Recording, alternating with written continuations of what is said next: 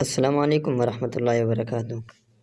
والد صاحب کی بیٹے کو 9 انوکھی نصیحتیں۔ نمبر 1، سگریٹ سے دور رہنا۔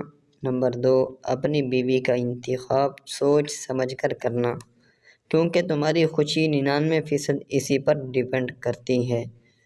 نمبر 3، بہت سستی چیزیں مت خریدنا۔ نمبر 4، بچوں کو اپنے طور طریقے سے جینے دینا، انہیں اپنے جیسا مت بنانا۔